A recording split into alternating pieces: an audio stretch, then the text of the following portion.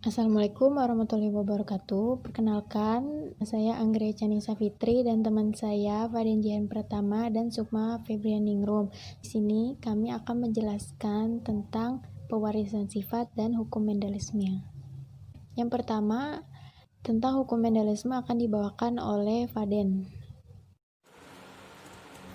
Hukum pewarisan sifat, yaitu adalah hukum yang mengenai pewarisan sifat pada organisme yang dijabarkan oleh Gregor John Mendel dalam karyanya, yaitu percobaan mengenai persilangan tanaman dengan menyilangkan kacang ercis. Mengapa kacang ercis? Karena yang pertama, kacang ercis itu memiliki banyak sifat beda. Kalau dari warnanya mungkin warna hijau, warna kuning. Kalau dari bentuknya ada yang bulat, ada yang kisut. Lalu waktu pembuahannya juga sebentar dan mudah dibudidayakan. Nah, hukum Mendel itu ada dua step ya. Yang pertama segregasi, yang kedua asortasi. Nah, kalau segregasi itu pemisahan, jadi pasangan induk alelnya itu akan memisah. Jadi cuma ada satu sifat yang diturunkan. Misalnya ada T besar, T kecil. Nah, setelah segregasi itu gennya, gametnya, jadi sisa T besar dan T kecil. Nah, kalau asortasi itu misalnya tadi T besar dan T kecil disilangkan dengan sejenisnya T besar dan T kecil. Nah, asortasi itu hukum berpasangan secara bebas. Jadi T besar bisa bertemu dengan T besar juga bisa berpasangan dengan T kecil, atau T kecil juga bisa berpasangan dengan T kecil. Nah, sebelum masuk ke materi, ada istilah-istilah dalam persilangan. Yang pertama, P atau parental, ini adalah induk. Lalu F atau filial, nah ini keturunannya. Lalu fenotip, sifat yang tampak. Genotip, sifat yang tidak tampak, yaitu biasanya ditulis dengan huruf. Lalu ada homozigot, yaitu pasangan alel yang sejenis. Contohnya A besar A besar atau A kecil A kecil. Lalu ada heterozigot, yaitu pasangan alel yang tidak sejenis. Contohnya A besar A kecil. Lalu di sini ada sifat dominan, resesif, dan intermediate. Nah, sifat dominan itu apa? Sifat yang menutupi gen pasangannya. Misalnya kayak dilambangkan huruf besar dan di awal dari sifat fenotipnya, yaitu misalnya tinggi itu lambangnya T besar, atau misalnya merah dominannya M besar. Nah, ada dominan, ada resesif itu sifat yang tertutupi oleh si dominan tadi. Contohnya misalnya tadi dominannya tinggi, maka resesifnya pendek, tertulisnya T kecil T kecil. Atau mungkin tadi dominannya merah, nah resesifnya putih, ditulisnya M kecil M kecil. Lalu ada sifat intermediate. Nah, sifat ini muncul karena merupakan sifat dari gabungan dominan dan resesif. Misalnya sifat intermediate dari tinggi dan pendek itu sedang. Nah, ditulisnya T besar T kecil. Lalu kalau misalnya tadi warnanya merah dan putih, nah itu intermediate-nya merah muda, tulisannya M besar M kecil. Nah, selanjutnya ada persilangan monohibrid. Jadi persilangan ada dua, jadi ada monohibrid, yaitu berdasarkan satu sifat beda, dan dihibrid yang punya dua sifat beda. Nah, contoh dari monohibrid yaitu pertama, contohnya bunga berwarna merah M besar disilangkan dengan bunga berwarna putih M kecil. Jika keturunan pertama F1 100% berwarna merah, nah berarti di sini monohibridnya monohibrid dominan karena 100% berwarna merah F1-nya. Berarti M besar M kecil itu artinya merah. Nah, tentukan perbandingan fenotip F2-nya. Nah, kita di sini dapat parentalnya M besar dan M kecil. Dapat gamet M besar dan M kecil. Hasilnya F1 itu 100% M besar M kecil. Nah, M besar M kecil ini warna merah di soal ini. Nah, karena yang dicari F2, maka F1-nya kita jadikan sebagai parental kedua. Jadi M besar M kecil disilangkan dengan M besar M kecil. Nah, cipta gamet M besar M kecil silangkan dengan M besar dan M kecil. Lalu disilangkan, akhirnya dapat 4 M besar M kecil, M kecil. Dari soalnya bertanya tentukan perbandingan fenotip. Nah, fenotip itu kan sifat yang tampak. Jadi kita lihat M besar itu kan merah, M besar M kecil juga merah. Nah, M kecil ini putih, berarti yang merah ada 3, yang putih ada 1, jadi perbandingannya 3:1. Beda lagi kalau monohibrid. Di sini monohibrid yang resesi intermediate. Nah, mungkin perbandingannya nanti 1:1 karena M besar M kecilnya adalah warna merah muda. Jadi tergantung ya, kita lihat dari F1-nya itu warnanya apa dari soalnya. Kalau di sini kan emang 100% berwarna merah, berarti dominan. Lalu selanjutnya ada persilangan di hibrid. Nah, di hibrid ini yang tadi saya jelaskan ya, ada 2 perbedaan, ada 2 sifat beda maksudnya. Contoh, kacang RSIS berbiji bulat berwarna kuning. Lambangkannya B besar, K besar, K besar. Disilangkan dengan kacang RSIS kisut warna hijau. B kecil, K kecil, K kecil. Tentukan fenotip F2-nya, sama kayak soal sebelumnya ya. Parentalnya kita tulis B besar, K besar, K besar, disilangkan dengan B kecil, K kecil, K kecil. Gametnya dapat B besar, K besar, dan B kecil, K kecil. Lanjut deh, F1-nya 100% kacang RSIS biji bulat warna kuning, B besar, B kecil, K besar, kecil. Berarti ini dominan lagi ya. Nah, karena yang dicari F2, maka F1-nya kita jadikan parental kedua, disilangkan dengan sejenisnya. Didapatkanlah gamet B besar, K besar, B besar, K kecil, B kecil, K besar, B kecil, K kecil. Lalu setelah disilangkan, maka dapatlah B besar, K besar, K besar, atau bulat kuning, ada 9. B besar, K kecil, atau bulat hijau ada 3. B kecil, K besar, ada 3. Nah, B kecil, K besar ini kisut kuning ya. Lalu B besar, K kecil, atau kisut hijau ada 1. Berarti perbandingannya adalah 9:3:1. Assalamualaikum warahmatullahi wabarakatuh. Perkenalkan, nama saya Sukma Febrianingrum. Di sini saya akan menjelaskan tentang penyimpangan semu hukum Mendel. Yang pertama ada atavisme, yang kedua ada kriptomeri, yang ketiga ada komplementer, yang keempat ada epistasis dan hipostasis, yang kelima ada polimeri.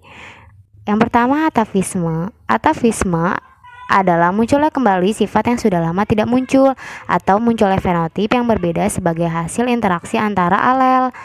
Contohnya adalah pial sumpel atau walnut dibawa oleh pasangan alel dominan yaitu R besar dan P besar, pial biji atau PA yaitu R kecil dan P besar, pial bila atau single yaitu R kecil dan P kecil atau resesif, pial gerigi atau ros yaitu R besar dan P kecil. Contoh itu adalah contoh-contoh jengger, ada 4. Yang kedua ada kriptomeri, sebuah sifat gen dominan yang tersembunyi. Jika gen dominan tersebut berdiri sendiri tidak akan muncul suatu fenotip. Contohnya pada bunga Linaria marokana. Bunga tersebut bergen A besar berpigmen merah, A kecil tidak berpigmen, B besar bersitoplasma basah, B kecil bersitoplasma asam. Contohnya bunga tersebut berwarna ungu, itu karena genotipnya adalah A besar, B besar dan B besar, atau A besar A kecil, B besar B kecil. Jadi bunga ungu tersebut berpigmen merah dan bersitoplasma atau dalam suasana basah, jadi menghasilkan warnanya ungu. Bunga warna merah itu genotipnya A besar, B kecil, itu dia berpigmen tapi pada suasana asam. Nah, kenapa pada suasana asam dan berpigmen warnanya merah? Karena itu seperti kertas lakmus merah.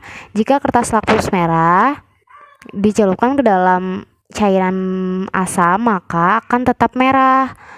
Sama seperti bunga warna merah tersebut. Yang ketiga ada warna putih.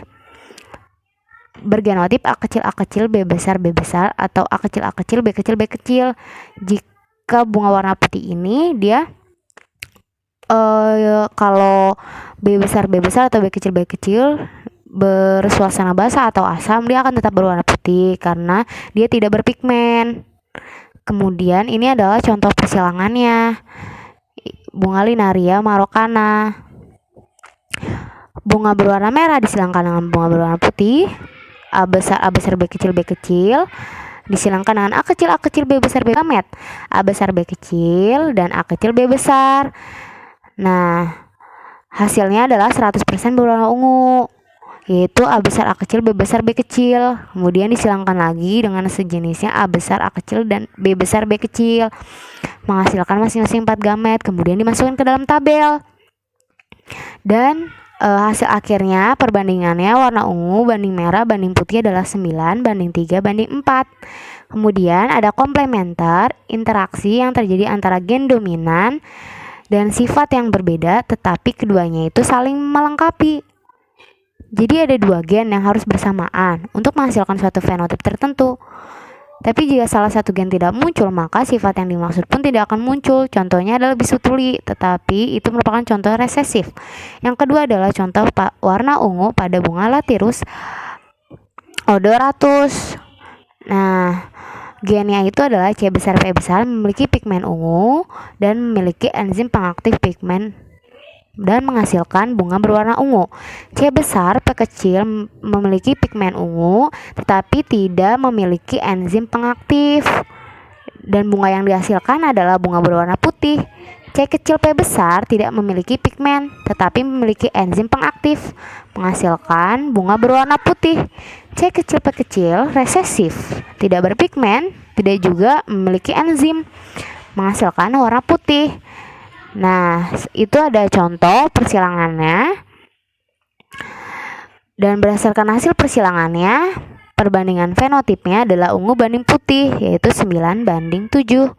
Kemudian ada epistasis dan hipostasis, interaksi yang berlangsung pada fenotip yang dihasilkan oleh 2 gen.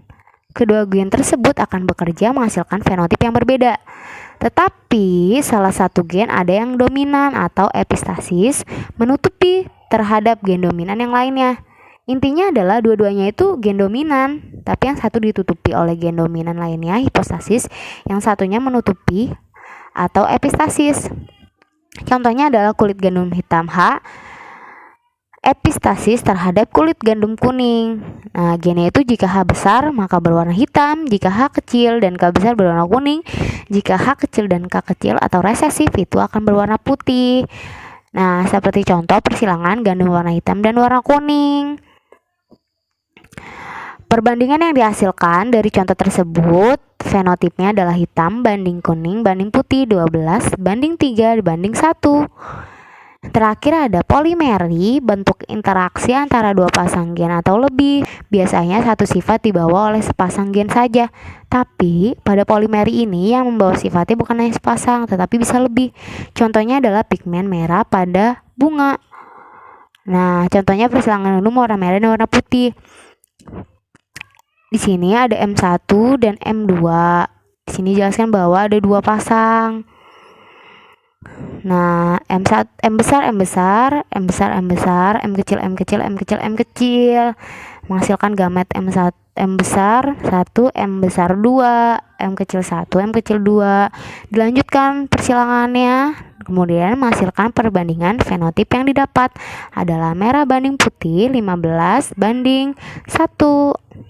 Selanjutnya ada hereditas manusia. Hereditas manusia itu terbagi menjadi 2. Ada yang kelainan genetis atau menurun, ada juga lewat golongan darah.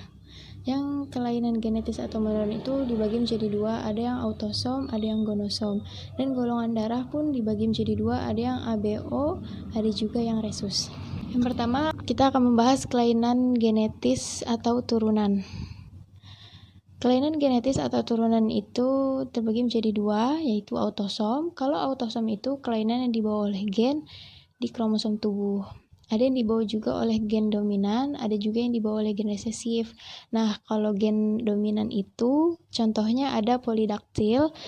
Kalau polidaktil itu berupa memiliki jari yang tidak seharusnya atau melebihi dari 5. Ada brahidaktil, yaitu memiliki jari yang pendek-pendek atau pertumbuhan ruas jari yang tidak maksimal. Contoh dari resesif yaitu albino. Albino itu disebabkan oleh tidak adanya pigmen kulit.